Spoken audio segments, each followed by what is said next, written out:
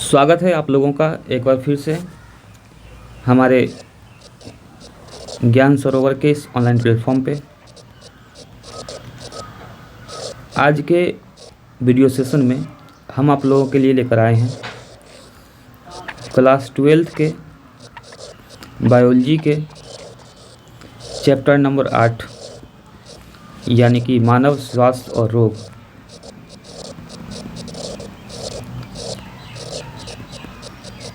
मानव स्वास्थ्य और रोग यानी कि ह्यूमन हेल्थ एंड डिजीज़ के ऊपर एक वन शॉट वीडियो।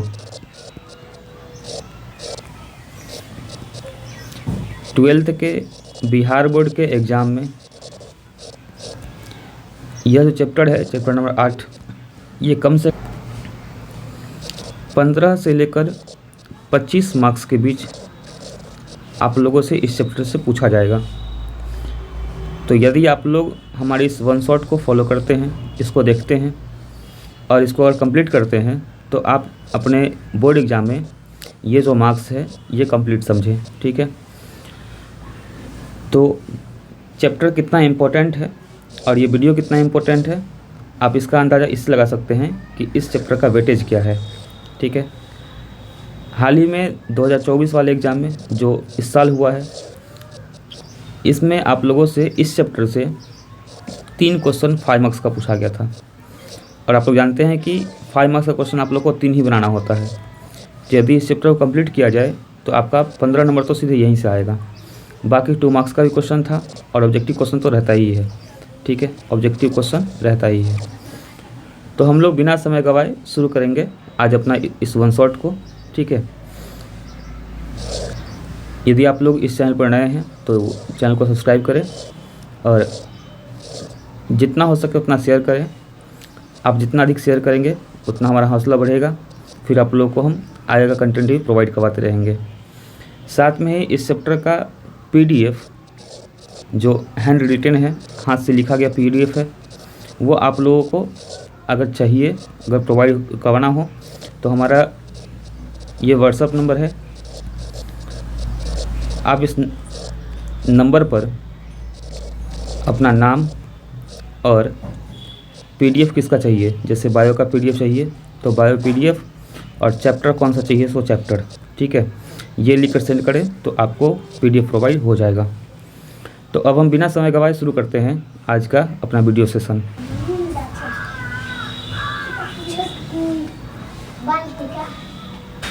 सबसे पहला बात कि स्वास्थ्य क्या है, स्वास्थ्य का डेफिनेशन क्या होगा। तो यदि हम डेफिनेशन की बात करें तो WHO यानी कि वर्ल्ड हेल्थ ऑर्गेनाइजेशन का कहना है, इसका हिंदी में आता है विश्व स्वास्थ्य संगठन। विश्व स्वास्थ्य संगठन, इनका कहना है कि यदि किसी व्यक्ति को कोई बीमारी ना हो या कोई पीड़ा ना हो, कोई कष्ट ना हो, तो केवल बीमारी या पीड़ा का न होना ही अच्छा स्वास्थ्य नहीं कहलाता है। केवल स्वास्थ्य का डेफिनेशन ये नहीं है। स्वास्थ्य का डेफिनेशन इन्होंने ये दिया है कि किसी मनुष्य की या किसी व्यक्ति की वह स्थिति जिसमें वह शारीरिक रूप से, इसके साथ साथ मानसिक रूप से एवं सामाजिक रूप से अगर वह संपन्न है। यदि कोई व्यक्ति शारीरिक रूप से, मानसिक रूप से और सामाजिक रूप से अगर व्यक्ति संपन्न है तो हम कह सकते हैं कि वह व्यक्ति कैसा है, वह व्यक्ति स्वस्थ है। तो एक स्वस्थ मनुष्य की जो परिभाषा है वो WHO के अनुसार ये है कि किसी मनुष्य की वह स्थिति जिसमें वह शारीरिक, मानसिक एवं सामाजिक रूप से संपन्न हो, उसे हम कह सकते हैं कि वह मनुष्य स्वस्थ मनुष्य है। केवल बीमार न होना या पीड़ा न होना स्वस्थ का परिभाषा नहीं होता है। ये डेफिनेशन WHO ने दिया है। अब हम बात करेंगे कि अच्छे स्वास्थ्य की मूल शर्त क्या क्या है। अच्छे स्वास्थ्य की मूल शर्त क्या क्या है, फंडामेंटल कंडीशन क्या क्या है यदि कोई व्यक्ति स्वस्थ है तो तो उसके लिए जो कंडीशन है वो निम्नलिखित प्रकार का है। कोई व्यक्ति स्वस्थ हो, इसके लिए बहुत ज़रूरी ये है कि वो जो आहार लेता हो वो संतुलित हो, बैलेंस डाइट लेता हो, उसका आहार संतुलित हो। इसके अलावा पर्सनली वो तथा व्यक्तिगत तथा घरेलू रूप से स्वस्थ हो आदमी। इसके अलावा भोजन और जल जो ग्रहण कर रहा वो स्वच्छ हो, स्वच्छ भोजन और जल ग्रहण करता हो। इसके साथ साथ स्वच्छता का ध्यान रखें, व्यायाम और विश्राम लगातार करा। और एक सबसे बड़ा इसमें फैक्टर है कि व्यसन से बचता हो, व्यसन न करता हो। तो अच्छे स्वास्थ्य की जो मूल शर्तें हैं वो ये हैं: संतुलित आहार, व्यक्तिगत और घरेलू स्वास्थ्य, स्वच्छ भोजन और जल, साथ में हवा भी, व्यायाम और विश्राम, और साथ में व्यसन न करता हो। ठीक है। संतुलित आहार की जहाँ तक बात करें तो पहले के लोग जो भोजन करते थे उसमें विशेष रूप से ध्यान रखते थे सलाद का। तो ध्यान ये रखना है कि जिस भोजन में कार्बोहाइड्रेट, 5 चीज़ ध्यान रखना है। जिस भोजन में कार्बोहाइड्रेट, वसा यानी कि फैट, इसके अलावा प्रोटीन, इसके अलावा मिनरल्स यानी कि खनिज और विटामिन, पांचों अगर प्रचुर मात्रा में भोजन से मिल रहा हो तो उस भोजन को हम संतुलित आहार कहेंगे। क्या क्या? कार्बोहाइड्रेट, वसा, प्रोटीन, मिनरल्स यानी खनिज और विटामिन। यदि किसी व्यक्ति के भोजन में ये पांचों प्रचुर मात्रा में उपलब्ध हो तो हम कह सकते हैं कि उसका आहार कैसा है? संतुलित आहार है। ठीक है। इसके अलावा व्यक्तिगत और घरेलू स्वास्थ्य का मतलब समझ ही रहे हैं। स्वच्छ भोजन, जल और हवा जानते ही हैं। व्यायाम करना क्यों ज़रूरी है और क्या होता है व्यायाम, पता है।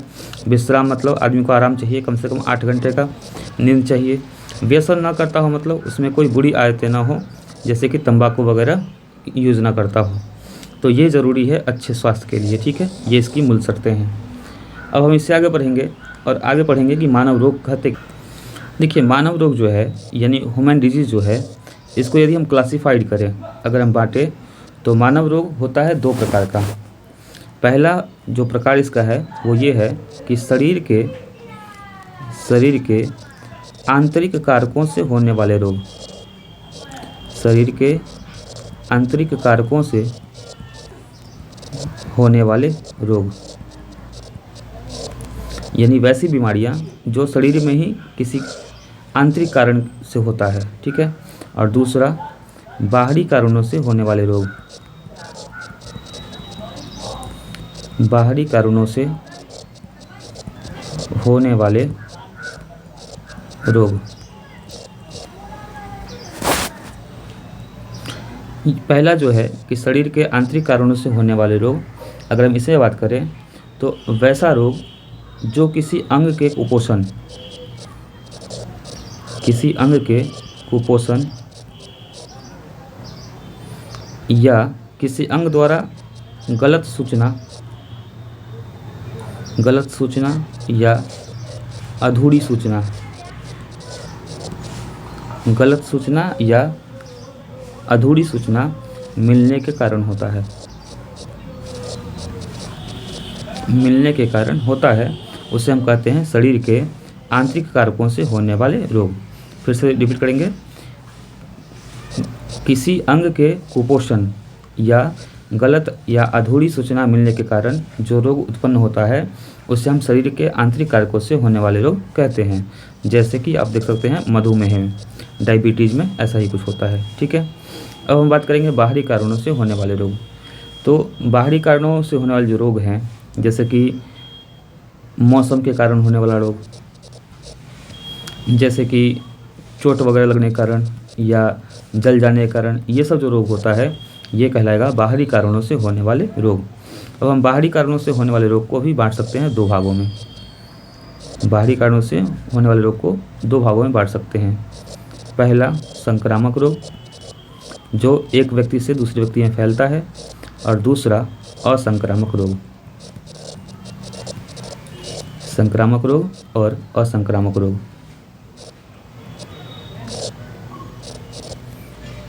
ठीक है, संक्रामक रोग का आप लोग नाम जानते ही होंगे, जैसे कि हो गया मलेरिया, जैसे कि हो गया फाइलेरिया, जैसे कि हो गया कालाजार। ये सब जो रोग है ये संक्रामक रोग है, यानी एक व्यक्ति से दूसरे व्यक्ति में फैलता है। और जो हम बात करेंगे असंक्रामक रोग का, जो एक दूसरे से फैलता नहीं है, तो इसमें क्या क्या आ जाएगा, तो इसमें आ जाएगा वैसा रोग जो उम्र के साथ साथ होता है, उम्र बढ़ने के कारण जो रोग होता है वो रोग। इसके अलावा हीनता रोग, किसी चीज़ की कमी से जो रोग होता है वो सब असंक्रामक हो जाएगा। इसके अलावा कोई अगर नशीले पदार्थ का सेवन करता है, नशीले पदार्थ से होने वाले रोग, ये सब जो रोग हैं होने वाले रोग, ये सब जो रोग हैं ये हैं असंक्रामक रोग। ठीक है, तो फिर से बात करते हैं। मानव रोग को हम बांट रहे हैं दो भागों में। जो ह्यूमन डिजीज़ है उनको दो भागों में बांटा जाता है। पहला शरीर के आंतरिक कारकों से होने वाले रोग, दूसरा बाहरी कारकों से होने वाले रोग। शरीर के जो आंतरिक कारकों से होने वाले रोग है, इनका अगर डेफिनेशन पूछा जाए तो किसी अंग के कुपोषण, गलत या अधूरी सूचना मिलने के कारण जो रोग उत्पन्न होगा वो आंतरिक कारकों से होने वाला रोग कहलाएगा, जैसे कि मधुमेह, डायबिटीज़। ठीक है, और मौसम के कारण, चोट के कारण, जलने के कारण, ये सब कारण से जो रोग उत्पन्न होता है उसे हम बाहरी कारणों से होने वाले रोग कहते हैं। अब बाहरी कारणों से होने वाले रोगों को दो भागों में बांटा जाता है। एक हो जाता है संक्रामक रोग और दूसरा हो जाता है असंक्रामक रोग। संक्रामक रोग में क्या क्या आएगा, मलेरिया, फाइलेरिया, कालाजार, ये सब। ठीक है, इसके अलावा संक्रामक रोग बहुत सारे हैं, जैसे पेचिस, निमोनिया, हैजा या कोलेरा, एंथ्रेक्स, ये सब बीमारी संक्रामक रोग है। और असंक्रामक रोग उसको बोलेंगे जो उम्र के साथ होता हो, किसी चीज़ की कमी से होता हो या नशीले पदार्थों के सेवन से होता हो, ये सब असंक्रामक रोग हैं। तो ये हमने बात किया मानव रोग के बारे में। अब हम लोग पढ़ेंगे कि रोग का प्रसार किसके द्वारा कौन सा रोग होता है उसके बारे में। ठीक है, रोगों का प्रसार, ये हमारा नेक्स्ट हेडिंग है। ठीक है, सबसे पहले हम बात करेंगे भोजन और जल द्वारा। भोजन और जल के कारण होने वाले रोग।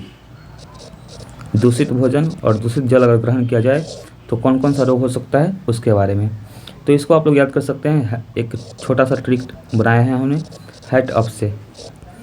हैट अप याद कर लीजिएगा, जिसमें है मतलब हैजा, ट का मतलब हो जा रहा है टाइफाइड, हैजा टाइफाइड। अ से हो जा रहा है अमीबियो पेचिस, अ से अमीबियो पेचिस। इसको आप प से कर सकते हैं पेचिस, और अ से हो जाता है अतिसार। ये सब जो बीमारी है ये दूषित भोजन और दूषित जल कारण होता है। तो याद क्या रखेंगे, हैट अप। ठीक है, हैट अप। हैजा, टाइफाइड, अतिसार, पेचिस। हैजा, टाइफाइड, अतिसार और पेचिस, ये होता है किसके कारण, दूषित भोजन और दूषित पानी के कारण। ठीक है, इसके अलावा अगर और हम बात करें कांटेक्ट के थ्रू, मतलब कि संपर्क के कारण। संपर्क को संसर्ग भी कहते हैं। तो संपर्क या संसर्ग के कारण जो होने वाले रोग हैं उसको आप याद कीजिएगा GST। ठीक है, GST, G for gonorrhoea, G for gonorrhoea, S for scabies, gonorrhoea, scabies, और T फॉर आप याद कर सकते हैं ट्रैकोमा, T फॉर ट्रैकोमा। तो संपर्क से या संसर्ग से जो होने वाले रोग हैं उनमें आता है GST, गोनोरिया, स्कैबिस और ट्रैकोमा। याद रखना है, GST, गोनोरिया, स्कैबिस और ट्रैकोमा, ये बीमारी संपर्क के कारण होता है। इसके अलावा अगर हम बात करें कीटों द्वारा, कीटों द्वारा होने वाला रोग, तो कीट चूँकि बहुत डरावना होता है, बहुत टफ है। ठीक है, तो इसको हम याद करेंगे टफ काम। कीट जो है वो टफ काम है। ठीक है, इसमें ट से हो जाता है आपका टाइफाइड, फ से फलेरिया, का से कालाजार, म से मलेरिया। तो ये जो बीमारी है ये कीटों द्वारा होता है। तो कीटों द्वारा कौन कौन सा बीमारी, टफ काम, टाइफाइड, फाइलेरिया, कालाजार मलेरिया। ठीक है, इस तरह याद कर सकते हैं। इसके अलावा अगर हम बात करें कि वायु द्वारा फैलने वाला कौन कौन सा रोग है, तो वायु द्वारा फैलने वाला जो बीमारी है उसमें आप याद कर लीजिए, एक टीबी का एंटीना एयर से ही आता है, तो टीबी याद कर लीजिए, और एक कुकुर खांसी, टीबी और कुकुर खांसी याद कर सकते हैं। ठीक है, तो फिर से रिपीट कर लेते हैं। रोगों का प्रसार भोजन और जल के कारण हेडअप, हैजा, टाइफाइड, अतिसार और पेचिस। संपर्क के द्वारा जीएसटी, गोनोरिया, स्कैबिस और ट्रैकोमा। कीट द्वारा टफकाम, टाइफाइड, फाइलेरिया, कालाजार, मलेरिया, और वायु द्वारा टीबी और कुकुर खांसी। आप लोग से ऑब्जेक्टिव में ये सब क्वेश्चन इस तरह का पूछ सकता है। ठीक है, तो ये था हमारा रोगों का प्रसार। अब हम बात करेंगे कुछ संक्रामक रोग के बारे में, उनके कारण, लक्षण और नियंत्रण के बारे में। ठीक है, बारी बारी से। तो अब हम बात करेंगे कुछ संक्रामक रोगों के बारे में। ठीक है, तो संक्रामक रोगों में सबसे पहले हम लोग पढ़ेंगे अमीबिया पेचिस के बारे में। अगर आप लोग को ये पीडीएफ चाहिए तो आप लोग को पीडीएफ हम प्रोवाइड करवा देंगे। आप हमसे संपर्क कर सकते हैं 9973734747 पर। यह हमारा व्हाट्सएप नंबर है। यहाँ आप अपना नाम और जो रिक्वायरमेंट है वो डालेंगे तो हम आपको सेंड कर देंगे। तो सबसे पहले बात करें अमीबिया पेचिस के बारे में। पेचिस होने का जो कारण है वो है एंट अमीबा हिस्टोलिका। ठीक है, एंट अमीबा हिस्टोलिटिका, ये एक प्रोटोजोआ है। ठीक है, और जब ये बीमारी हो जाता है तो इस बीमारी के होने की जो अवस्था है उस अवस्था को कहा जाता है ट्रोफोजॉइट अवस्था। यानी कि जब किसी व्यक्ति को अमीबिया पेचिस हो जाएगा तो उसके बीमारी की अवस्था को हम लोग कहते हैं ट्रोफोजॉइट अवस्था। इस बीमारी का जो लक्षण है, जो सिम्टम्स है, वो हैं कि यकृत के ऊतकों के क्षय के कारण फोड़े बन जाते हैं। ठीक है, इसमें पेट दर्द होता है और मल के साथ खून आता है, यानी कि रुधिर युक्त म्यूकस आता है। अगर हम बात करें कि इसको नियंत्रित कैसे किया जाए, इस पर कंट्रोल कैसे किया जाए, तो इसके लिए विश्राम किया जाए। इलेक्ट्रोलाइटिक फ्लूइड जैसे कि आप लोग जानते होंगे ORS वगैरह, उसका लिया जाए, सेवन किया जाए। क्षणिक आराम के लिए, यानी अगर तुरंत आराम चाहिए तो एमेटिन नाम का एक एल्कोलॉइड आता है। ठीक है, एक दवाई आता है, मेडिसिन, वो ले सकते हैं। इसके अलावा आप एंटीबायोटिक्स, आउरोमाइसिन या टेरामाइसिन, ये सब ले सकते हैं। तो ये हम बात कर रहे थे अमीबिया पेचिस के बारे में। इससे अगर आगे बढ़े तो अब हम बात करेंगे सेकंड नंबर, यानी कि मलेरिया के बारे में। मलेरिया जो है इसके होने का कारण क्या है? इसके होने का कारण एक परजीवी है जिसका नाम प्लाज्मोडियम है। तो मलेरिया का कारण परजीवी प्लाज्मोडियम है। अब ये जो प्लाज्मोडियम है ये होता है 4 प्रकार का। एक होता है प्लाज्मोडियम वाइवेक्स, दूसरा प्लाज्मोडियम मैलेरियाई, प्लाज्मोडियम फैल्सीपेरम और प्लाज्मोडियम ओवेले। प्लाज्मोडियम वाइवेक्स जो है इसके कारण जो बुखार आता है वो टर्सियन ज्वर होता है। टर्सियन ज्वर करने का मतलब कि हर तीसरे दिन रिपीट होगा। ठीक है, हर तीसरे दिन बुखार रिपीट होगा, यानी कि हर 48 घंटे के बाद बुखार आएगा। प्लाज्मोडियम मैलेरियाई के कारण जो बुखार होता है वो क्वार्टन ज्वर होता है, यानी कि हर चौथे दिन रिपीट होगा। और चौथे दिन रिपीट होने का मतलब है कि हर 72 घंटे के बाद बुखार रिपीट होता है। अगर हम फैल्सीपेरम की बात करें तो इससे जो बुखार आएगा वो अनियमित रहता है, कभी भी आ सकता है। और अगर हम प्लाज्मोडियम ओवेले की बात करें तो 48 घंटे के बाद बुखार रिपीट होता है। लक्षण क्या है मलेरिया का? तो मलेरिया का जो लक्षण है वो है कि कंपन के साथ बुखार आना, सिर दर्द, पेशियों में दर्द, आरबीसी जो वो टूट जाता है और टूटकर एक हीमोजाइन नाम का विषैला पदार्थ का निर्माण कर लेता है। तो ध्यान रखिए कि मलेरिया का संबंध किससे है? मलेरिया का संबंध है आरबीसी को तोड़कर हीमोजाइन नाम का एक विषैला पदार्थ बनाने से। ठीक है, आरबीसी चूँकि टूटा है तो कम हो जाएगा और कम होने से रुधिर शून्यता का, यानी कि प्लेटलेट्स कम होने का संभावना रहता है। इससे प्लीहा का आकार बढ़ जाता है। ये लक्षण है। नियंत्रण की बात करें तो मलेरिया का अभी तक कोई टीका नहीं बना है जो पहले ही रोका जा सके। हाँ, इसके लिए आप कुनैन का यूज कर सकते हैं। और कुनैन प्राप्त कहाँ से होता है? सिनकोना नाम के पेड़ की छाल से। तो सिनकोना की छाल से कुनैन दवा का आप यूज कर सकते हैं जो प्राप्त होगा। इसके अलावा पैलियोड्रिन, प्लाज्मोकिन, अर्टिथिल दवा, ये सब दवा आप यूज कर सकते हैं मलेरिया में। अब हम बात करेंगे तीसरी बीमारी न्यूमोनिया के बारे में। ठीक है, न्यूमोनिया के होने का जो कारण है वो है स्ट्रेप्टोकोकस न्यूमोनी और होमोफिल्स इन्फ्लुएंजी, जो कि एक जीवाणु है, यानी कि एक बैक्टीरिया है। इसके जो लक्षण हैं निमोनिया के वो क्या क्या है? इसमें भी बुखार आता है, खांसी होता है, सिर दर्द होता है, होठ एवं उंगलियों का रंग नीला हो जाता है। नियंत्रण की बात करें तो निमोनिया से बचने के लिए आप अगर धूम्रपान करते हैं, स्मोकिंग करते हैं तो वो नहीं करें, पर्याप्त नींद लें, संतुलित आहार लें, नियमित व्यायाम करें।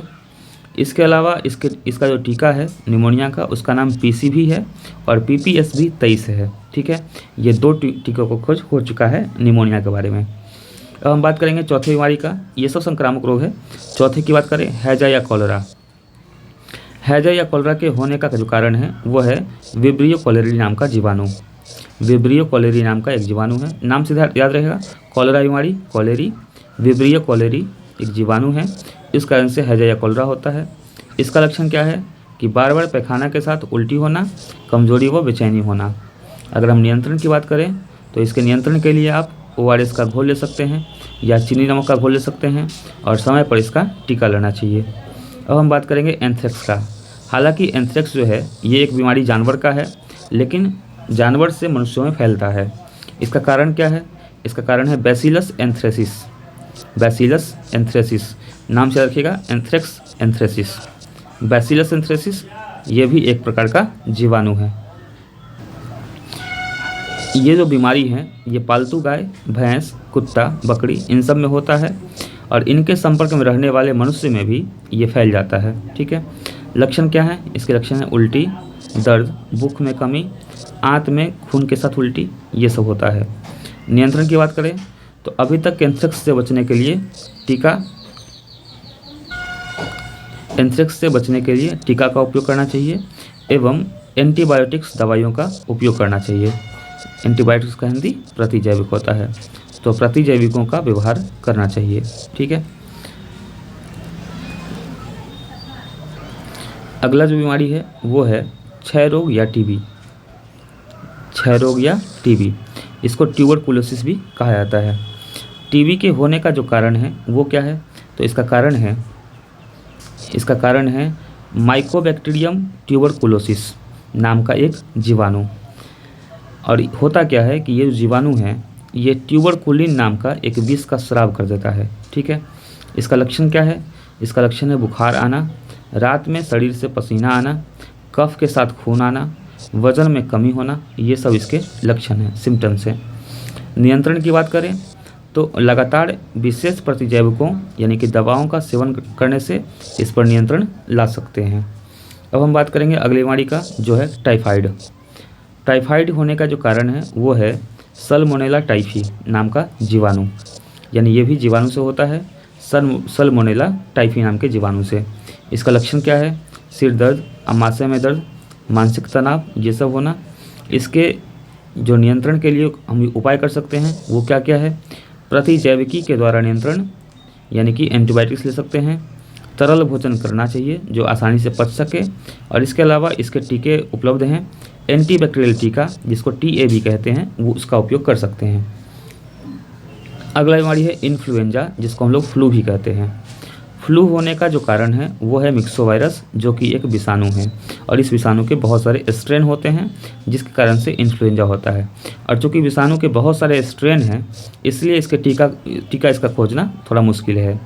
लक्षण क्या है? इसके लक्षण है तेज़ बुखार, शरीर में कंपन, छींक आना, सिर दर्द, कमजोरी, नाक से पानी आना, पूरे शरीर में दर्द होना।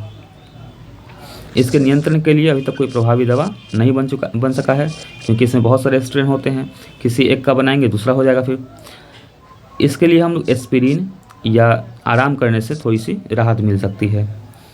अगला बीमारी है एस्केरियासिस। एस्केरियासिस होने का जो कारण है वो है एस्केरियासिस लम्ब्रिक्वाइडिस नाम का एक गोलकृमि। एस्केरियासिस मुख्य रूप से पेट में कीड़ा होना को ही कहते हैं। पेट में जो कीड़ा होता है बच्चों को वो कीड़ा होना ही एस्केरियासिस कहलाता है। इसके लक्षण क्या है? इसकी उपस्थिति से आंत की गुहा बंद हो जाती है जिससे पेट दर्द होता है एवं खाने में रुचि नहीं रहती है। नियंत्रण के लिए 12 घंटे तक उपवास के बाद आप हेक्जिल रिजोरसिनोल नाम का दवा ले सकते हैं जिसको हम लोग कीड़ा का दवा आमतौर पर कहते हैं। इसके अलावा टेट्राक्लोरोएथिलीन एवं चिनोपोडियम के तेल का उपयोग भी कर सकते हैं। हेक्ट्राजन, पिपराजिन हाइड्रेट, ये सब दवा इसमें बहुत काम आता है एस्करियासिस में। अब हम बात करते हैं अगली बीमारी फाइलेरिया यानी कि हाथी पाँव रोग का। हाथी पाँव रोग को ही फाइलेरिया कहा जाता है। इसके होने का जो कारण है वो कौन है? वोचेरेरिया बैनक्रॉप्टाई। वोचेरेरिया बैनक्रॉप्टाई। इस बीमारी के लक्षण क्या हैं? पाँव बहुत अधिक फूलकर मोटा हो जाता है, पाँव की त्वचा झुर्रीदार हो जाती है और कभी कभी त्वचा फट भी सकती है। इसके नियंत्रण के लिए हेक्ट्राजन नाम की दवाई का उपयोग कर सकते हैं। मच्छरों से दूरी बनाकर रखा जाए और घरों में साफ़ सफाई के लिए कभी कभी DDT का भी छिड़काव करना चाहिए। हालांकि DDT बहुत सारे देशों में बैन है, फिर भी इसका छिड़काव करने से थोड़ा सा राहत मिल सकता है। अब हम बात करेंगे अगली बीमारी का, जो कि है दाद यानी कि रिंगवर्म। दाद होने का जो कारण है वो कवक है। कौन कौन सा कवक? ट्राइकाफाइन, माइक्रोस्पोरम और एपिडर्माफाइटन, ये कवक हैं जो कि दाद के होने का रिस्पॉन्सिबल हैं। लक्षण की बात करें तो इसमें प्रायः त्वचा एवं नाखून पर ये दिखाई देते हैं। खुजली होना, लाल रंग का पैच बनना, ये सब दाद का लक्षण है। नियंत्रण के लिए एंटी फंगल दवाओं का उपयोग हम लोगों को करना चाहिए। ठीक है, तो ये थे कुछ संक्रामक बीमारियां। अब इसके बाद जो है हम लोग शुरू करें। अब हम बात करेंगे कुछ लैंगिक जनन संचालित रोग यानी कि STD के बारे में, सेक्सुअल ट्रांसमिटेड डिजीज के बारे में। ठीक है, STD का पूरा नाम होता है सेक्सुअल ट्रांसमिटेड डिजीज यानी कि लैंगिक जनन संचालित रोग। तो इसमें आप लोग को ध्यान रखना पड़ेगा, पहले तो डेफिनेशन कि यौन संबंध से होने वाले संक्रामक रोग जो हैं उन्हें हम लैंगिक जनन संचालित रोग यानी कि STD कहते हैं। अब कुछ STD ऐसे हैं, कुछ ऐसे बीमारियां हैं जिनका कारक पता होना बहुत ज़रूरी है और किस अंग को प्रभावित करता है ये ज़रूरी है। तो हम लोग अभी इस हेडिंग में यही पढ़ने वाले हैं। तो सबसे पहले एक बीमारी की बात करते हैं, कैंडिडा एल्बिंकिस। कैंडिडा एल्बिंकिस नाम का एक बीमारी होता है जो कि लैंगिक जनन संचालित रोग है। ये होता है ईस्ट के कारण और इसमें पुरुष के शिश्न का शिखर भाग में स्थित मुंड प्रभावित होता है। साथ में स्त्रियों के बाह्य जननांगों में खुजलाहट वगैरह होती रहती है। बीमारी का नाम कैंडिडा एल्बिंकिस है। सेकेंड जो STD है वो है ट्राइकोमोनास वैजिनैलिस। ये प्रोटोजोआ के कारण होता है। इसमें स्त्रियों की मूत्रजनन नलिकाओं में संक्रमण होता है। तीसरा है गोनोरिया। गोनोरिया एक जीवाणु कारण होता है और उस जीवाणु का नाम है नेसेरिया गोनोरी। नेसेरिया गोनोरी नाम के जीवाणु से गोनोरिया नाम का रोग होता है। इसमें पुरुष की मूत्रनली एवं स्त्रियों की गर्भाशय प्रभावित होती है। अब हम बात करते हैं 3 बीमारियां, यूरेथ्राइटिस, सर्विसाइटिस और सैल्पिंजाइटिस के बारे में। ये तीनों ही बीमारियां जीवाणु कारण होती है। उस जीवाणु का नाम क्लोमाइडिया ट्रैकोमैटिस है। इसमें स्त्रियों की मूत्रमार्ग, सर्विक्स और फैलोपियन नलिका प्रभावित होती है। अगला बीमारी है सिफिलिस। सिफिलिस जीवाणु कारण होता है और उस जीवाणु का नाम है ट्रैपेनेमा पैलिडम। इसमें स्त्रियों की बाह्य जननांगों की त्वचा में फुंसी वगैरह हो जाती है। अगला बीमारी है हर्पिस। हर्पिस वायरस के कारण होता है और हर्पिस जिस वायरस के कारण होता है उस वायरस का नाम है सिप्लेक्स 2। सिप्लेक्स 2 नाम के वायरस से होता है। इसमें स्त्रियों की बाह्य जननांगों में जलन युक्त छाले पड़ जाते हैं। अगला है गर्भाशय ग्रीवा कैंसर। गर्भाशय ग्रीवा कैंसर ये भी विषाणु कारण होता है और उस विषाणु का नाम है ह्यूमन पैपिलोम। ह्यूमन पैपिलोम नाम के विषाणु से ये बीमारी होता है। इसमें योनि, वॉल्व, सीसन या मस्सा ये वगैरह हो जाता है। तो ऑब्जेक्टिव में पूछा जाता है कि सीसन या मस्सा होने का कारण क्या है, तो ह्यूमन पैपिलोम है। अगला बीमारी है एड्स। इसका आप लोग पहले जानते होंगे एड्स के बारे में। एड्स जिस वायरस का कारण होता है उसका नाम HIV है। HIV का पूरा नाम ह्यूमन इम्यूनोडिफिशियंसी वायरस होता है। इसमें प्रतिरक्षा की क्षमता में कमी हो जाती है। तो हम लोग इन सभी बीमारियों में जितने भी STD हैं 1 से लेकर 8 तक, इसमें केवल सबका कारक पता कर लेंगे और होता क्या है वो पता कर लेंगे। और इसमें विशेष रूप से हम लोग पढ़ेंगे एड्स के बारे में। एड्स का पूरा नाम होता है एक्वायर्ड इम्यून डिफिशियंसी सिंड्रोम। ये एड्स का पूरा नाम है। अब एड्स में क्या होता है, तो एड्स होने का जो कारण है वो कौन सा है, HIV नाम का एक विषाणु है। ठीक है, अभी हमने बताया था पीछे। इसमें लक्षण क्या है, तो बार बार पेट खराब होना, लसिका ग्रंथि का फूल जाना, लसिका ग्रंथि का फूल जाना, शरीर का वजन कम होना, स्मरण शक्ति कम होना, याददाश्त कमज़ोर होना, ये सब इसके लक्षण हैं। इसके अलावा अगर हम बात करें तो ब्लड में जो श्वेत रक्त कणिकाएँ हैं, WBC हैं, लिम्फोसाइट, ये इसमें कुछ फैक्ट हैं जो आप लोग को ध्यान रखने हैं। फैक्ट ये है कि ब्लड की जो WBC है उसका नाम लिम्फोसाइट है। शरीर में एंटीबॉडी का संश्लेषण करने के लिए जो लिम्फोसाइट जिम्मेवार हैं उसका नाम है T4 लिम्फोसाइट। HIV जो होता है, जो वायरस HIV है, ये वायरस T4 पर ही आक्रमण कर देता है, यानी कि शरीर में एंटीबॉडी का संश्लेषण करने नहीं देता है और इसी कारण से रोग निरोधी क्षमता कम होने लगता है। ठीक है, तो 4 बात आप लोग को ध्यान रखना है विशेष रूप से। पहला क्या चीज़ कि ब्लड में जो WBC है वो किस फॉर्म में रहता है, तो WBC रहता है लिम्फोसाइट के फॉर्म में, यानी इसको हम लोग लिम्फोसाइट कहते हैं। अब कौन सा लिम्फोसाइट एंटीबॉडी का संश्लेषण करता है, तो T4 लिम्फोसाइट।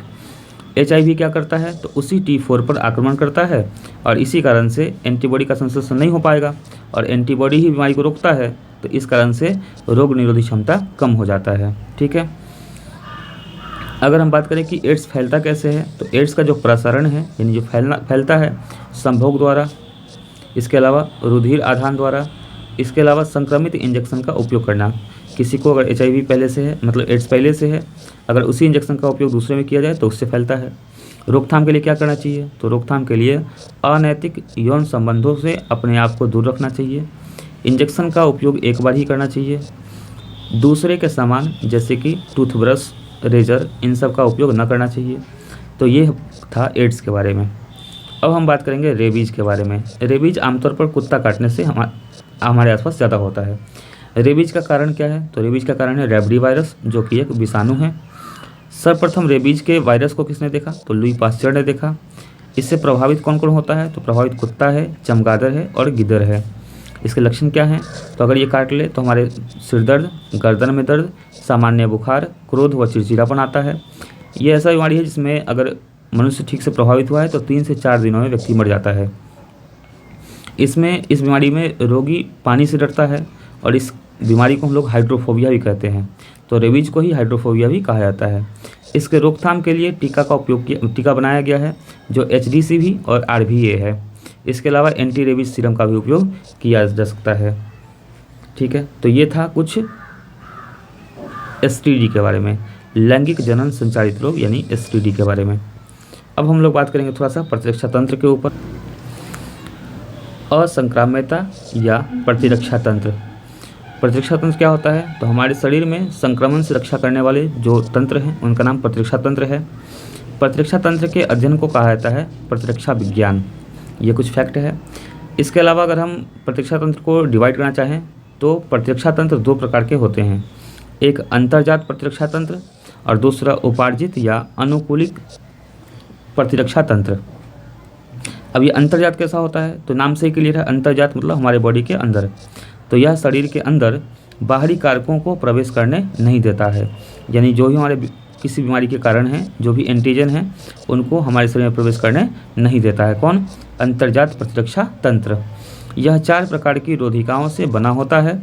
कौन कौन सा, पहला शरीर क्रियात्मक रोधिका, दूसरा शारीरिक रोधिका, तीसरा फैगोसाइटिक रोधिका और चौथा ज्वलनशील रोधिका।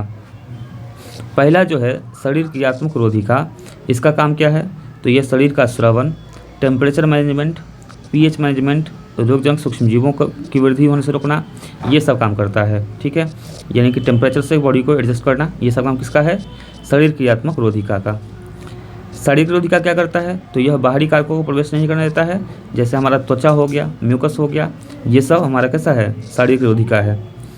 फैगोसाइटिक रोधिका की बात करें तो यह अनियमित कार्य कोशिका है जो वायरस, माइक्रोब आदि को निगल जाता है, जैसे कि न्यूट्रोफिल भी एक फैगोसाइटिक रोधिका है।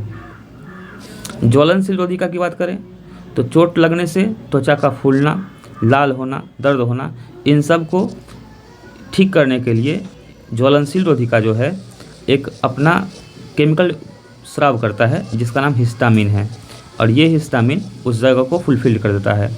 जैसे कहीं चोट लग गया है तो वहाँ के कोशिका के गैप को भरने के लिए हिस्टामिन नाम का रसायन आएगा, उसको भरेगा, और हिस्टामिन कहाँ से आएगा, तो उसको भेजेगा ज्वलनशील रोधिका।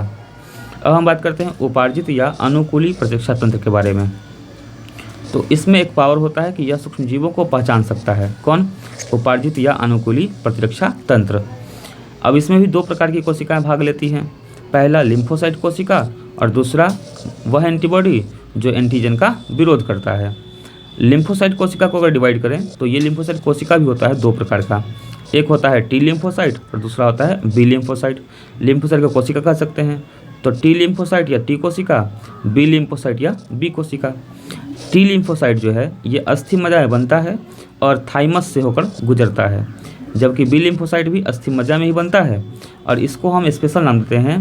बी लिम्फोसाइट को एक स्पेशल नाम मिलता है एंटीबॉडी प्रतिरक्षा भी कहा जाता है। किसको? बी लिम्फोसाइट को। ठीक है, तो ये था हमारा प्रतिरक्षा तंत्र के बारे में।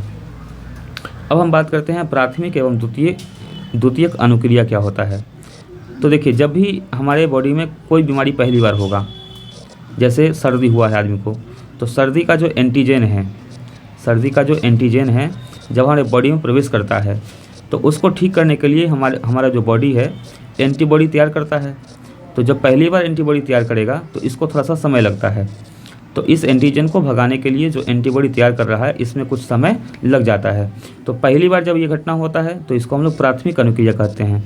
और जो दोबारा वही एंटीजन शरीर में प्रवेश करे, तो चूँकि एंटीबॉडी पहले पर बन चुका था, इसका कुछ भाग रहता है पहले से, तो इस एंटीजन को जल्दी खत्म कर देता है। तो सेकेंड बार इसको जो है जल्दी एंटीजन को भगाने का काम करता है। इस घटना को द्वितीयक अनुक्रिया कहते हैं। यही बात लिखा हुआ है, जब कोई विशेष एंटीजन शरीर में पहली बार प्रवेश करता है तब रुधिर में एंटीबॉडी कुछ दिनों के बाद बन पाता है। इसे प्राथमिक अनुक्रिया कहते हैं। और जब व्यक्ति दोबारा उसी एंटीजन से प्रभावित होता है तो एंटीबॉडी के संश्लेषण में ज़्यादा समय नहीं लगता है, 2 से 3 दिन में ही एंटीबॉडी तैयार हो जाता है और ऐसी क्रिया को द्वितीयक अनुक्रिया कहते हैं। अब हम बात करेंगे व्यसन जनित रोग, मतलब हमारी खराब आदतों के कारण जो रोग होते हैं उनके बारे में। व्यसन जनित में आप लोग को ध्यान रखना है कि जैसे एक स्मैक होता है या जिसको हेरोइन भी कहते हैं, इसका ये प्राप्त कहाँ से होता है? तो इसी का नाम एक और है डाईएसेटिल मॉर्फिन। स्मैक या हेरोइन का प्राप्त होता कहाँ से होता है? डाईएसेटिल मॉर्फिन से। ये पोस्ता के पौधे पेपेवर सेमनीफेरम के लेटेक्स से प्राप्त होता है। पोस्ता एक पेड़ है, उसके पौधे पेपेवर सेमनीफेरम के लेटेक्स से ये प्राप्त होता है। भांग, चरस और गांजा, इसको हम लोग कहते हैं कैनेबिनॉइड्स। ठीक है, ये शरीर के कार्डियोवैस्कुलर सिस्टम को प्रभावित करता है। कोकीन जो है वो कोका एल्कोलॉइड से प्राप्त होता है। दक्षिण अफ्रीका में एक पेड़ होता है जिसका नाम है एरियोजाइलम। तो एरियोजाइलम नाम का जो पेड़ है उससे ये प्राप्त होता है कोकीन। यह न्यूरोट्रांसमीटर डोपामिन पर प्रभाव डालता है, यानी मस्तिष्क पर विशेष प्रभाव डालता है। अगला बात करते हैं तंबाकू का। तंबाकू में पाया जाता है निकोटीन। ठीक है, और यह एड्रिनल ग्रंथि को उद्दीपित कर देता है। एड्रिनल क्या होता है? तो हमारे किडनी के जस्ट ऊपर का जो भाग है वहाँ एक ग्रंथि होता है किडनी के ऊपर, उस ग्रंथि को ये प्रभावित करता है तंबाकू। ठीक है, तो ये था कुछ व्यसन जनित रोग के बारे में कि किस में क्या पाया जाएगा। कोकीन में क्या पाया जाता है? Coca alkaloid. तंबाकू में निकोटीन। भांग, चरस या गांजा में कैनेबिनॉइड्स। स्मैक या हीरोइन में डाईएसेटिल मॉर्फिन पाया जाता है। ठीक है, अब हम बात करते हैं लास्ट और किसके बारे में? लास्ट यानी कि कैंसर के बारे में। ये एक बड़ा टॉपिक है, इसको कंप्लीट करेंगे तो हमारा ये चैप्टर बिहार बोर्ड के दृष्टिकोण से कंप्लीट हो जाएगा और इससे आप लोग 15 से लेकर 25 नंबर तक आसानी से प्राप्त कर पाएंगे। ठीक है, इस वीडियो के माध्यम से। तो हम शुरू करेंगे कैंसर के बारे में। कैंसर, जब कोशिका विभाजन नियमित रूप से न हो, अनियमित हो जाए, तो कोशिकाओं का एक झुंड बन जाता है। इस झुंड को हम लोग ट्यूमर या नियोप्लाज्म कहते हैं। ठीक है, कैंसर नहीं, क्या बोलते हैं उसको? ट्यूमर या नियोप्लाज्म कहते हैं। और इस ट्यूमर के अध्ययन को हम लोग ऑन्कोलॉजी कहते हैं। अब ट्यूमर जो है, यानी कि जो कोशिका के अनियमित रूप से टूटने के कारण बनता है झुंड, ये ट्यूमर होता है 2 प्रकार का। एक होता है वेनाइन ट्यूमर और दूसरा होता है मैलिग्नेंट ट्यूमर। वेनाइन ट्यूमर जो है ये अपने ही स्थान पर, यानी कि वास्तविक स्थान पर केंद्रित रहता है, फैलता नहीं है। ये अनियमित रूप से वृद्धि नहीं कर पाता है, जैसे कि मस्सा। तो मस्सा वगैरह क्या है? वेनाइन ट्यूमर है, इसको हम लोग कैंसर नहीं कहेंगे। ठीक है, दूसरा कौन सा है? Malignant tumour. ये तेज़ी से वृद्धि करता है, ये सक्रिय रूप से अंगों में ही फैलता है और वास्तव में कैंसर इसी को कहते हैं, किसको? मैलिग्नेंट ट्यूमर को। ठीक है, कैंसर द्वारा नए अंगों को प्रभावित करने तथा तेजी से फैलने की क्रिया को एक नाम दिया जाता है मेटास्टेसिस। तो मेटास्टेसिस एक प्रक्रिया है जिसमें कैंसर जो है नए अंगों को प्रभावित करता है तथा तेजी से फैलता है। अब हम बात करेंगे कैंसर के बारे में, यानी कि मैलिग्नेंट ट्यूमर के बारे में। अभी आप लोगों ने क्या पढ़ा कि बेनाइन ट्यूमर कैंसर नहीं होता है। तो कैंसर जो है वो कौन सा है? मैलिग्नेंट ट्यूमर होता है। कैंसर जो है उसके प्रकार की बात करें तो उसके कुल 5 प्रकार हैं। एक कैंसर है जिसका नाम है सार्कोमा नाम का कैंसर। ये कैंसर संयोजी ऊतक जैसे अस्थि यानी हड्डी, चर्बी, कास्थि इन सब में होता है और इसमें केवल 1% लोग अभी तक प्रभावित हुए हैं, ज़्यादा इसके केस नहीं देखे जाते हैं। दूसरा है लिम्फोमा। लिम्फोमा जो कैंसर है ये लसिका ऊतक में होने वाला कैंसर है। तीसरा है कार्सिनोमा। कार्सिनोमा अधिच्छेद ऊतक जैसे त्वचा इन सब में होता है और यही कैंसर सबसे ज़्यादा अभी तक पाया गया है, 85%। अगला बात करते हैं लाइपोसा का। लाइपोसा नाम का कैंसर, ये वसा ऊतक में यानी फैटी लिवर में होने वाला कैंसर है। और लास्ट है ल्यूकोमिया। ल्यूकोमिया जो है उसी को हम लोग बोलते हैं ब्लड कैंसर। ठीक है, यानी कि रुधिर कोशिकाओं को बनाने वाली जो कोशिका है उसमें होने वाला कैंसर, यानी कि ब्लड जिससे बनता है उसी में कैंसर हो जाता है, उसको बोलते हैं ल्यूकोमिया यानी ब्लड कैंसर। इसके अलावा एक कुछ और फैक्टर है, वो ये है कि ट्यूमर कोशिका का जितना कोशिका है सब कैंसर का कारक नहीं है। कोई एक साधारण कोशिका ही है जो कैंसर कोशिका बनती है। तो सभी ट्यूमर कोशिका कैंसर कोशिका नहीं बनती है। ट्यूमर कोशिका का कोई एक साधारण कोशिका ही होता है जो कैंसर कोशिकाएं बदलती है और इस प्रोसेस को कहते हैं ऑन्कोजेनेसिस। ऑन्कोजेनेसिस का मतलब कि ट्यूमर कोशिका का कैंसर कोशिका में चेंज होना। ठीक है, और ट्यूमर कोशिका को कैंसर कोशिका में चेंज करने के लिए जिम्मेवार कौन है? तो इसके जिम्मेवार है जीन्स। और ये जीन्स कौन कौन है? तो ये 2 प्रकार के हैं। एक ऑन्कोजिन जो एक ट्यूमर कोशिका को चेंज करता है कैंसर कोशिका में, और दूसरा है ट्यूमर सप्रेसर जीन्स। ये 2 जीन्स हैं जो एक ट्यूमर कोशिका को कैंसर कोशिका में बदलता है। तो हम बात करते हैं कैंसर के विषाणु के बारे में। तो कैंसर होता किस कारण है? मिक्सोवायरस नाम के विषाणु से। और मिक्सोवायरस के जीनोम में एक सूत्री आरएनए रहता है। कैंसर का उपचार क्या क्या है? तो कैंसर का उपचार है शल्य चिकित्सा यानी ऑपरेशन, रेडियोथेरेपी, कीमोथेरेपी, इम्यूनोथेरेपी, ये सब इसके उपचार हैं। अब कैंसर के बारे में 2 सिद्धांत दिए गए, एक दिया गया उत्परिवर्तन सिद्धांत और एक दिया गया हार्मोनल सिद्धांत। ये कुछ साइंटिस्टों का अपना अपना मानना है। उत्परिवर्तन सिद्धांत क्या है? तो इसको आप पढ़ेंगे, देखिए सुनिए आप लोग। इसमें ये कहा गया कि कैंसर प्रायः कोशिकाओं के कार्यों एवं उसके आनुवंशिक संरचना में होने वाले परिवर्तनों के कारण हो सकता है। यानी कैंसर होने के लिए जिम्मेवार कौन है? कोशिका के कार्य और उनके आनुवंशिक संरचना, उनमें होने वाले परिवर्तन। ये परिवर्तन म्यूटाजेंस के कारण होते हैं, जैसे एक्सरे के कारण, रेडियोएक्टिव किरण के कारण। इन सब कारणों से कोशिका प्रभावित होती है जिसके कारण कैंसर होता है। ये कहा गया उत्परिवर्तन सिद्धांत में। जबकि हार्मोनल सिद्धांत में क्या कहा गया कि बढ़ते हुए उम्र के साथ साथ शरीर में हार्मोन का संतुलन बिगड़ जाता है। ये शरीर की क्रियाओं को प्रभावित करता है। इससे शरीर का कोई अंग या ग्रंथि अत्यधिक प्रभावित हो जाता है, जैसे कि दुग्ध ग्रंथि, प्रोटेस्ट ग्रंथि या गर्भाशय, और इसी कारण से कैंसर होता है। ठीक है, तो ये कैंसर के कारणों के बारे में दिया गया। अगर आप लोगों को हमारा ये जो क्लास है कुछ समझ में आया हो तो आप लोग वीडियो को लाइक करें, साथ में सब्सक्राइब करें।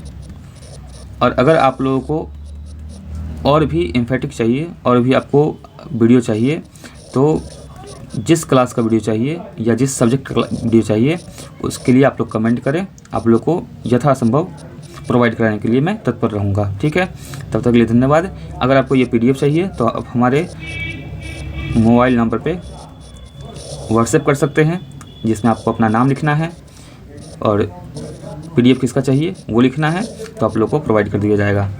आज के लिए बस इतना ही। धन्यवाद। और ध्यान रखिएगा कि ये चैप्टर है ये कम से कम आप लोगों को 15 से 25 नंबर देकर जाएगा। ठीक है, अभी आने वाले BACB 12th के एग्ज़ाम में, 12th के बायोलॉजी में। फिर मिलते हैं अगली वीडियो में, तब तक के लिए धन्यवाद। जय हिंद।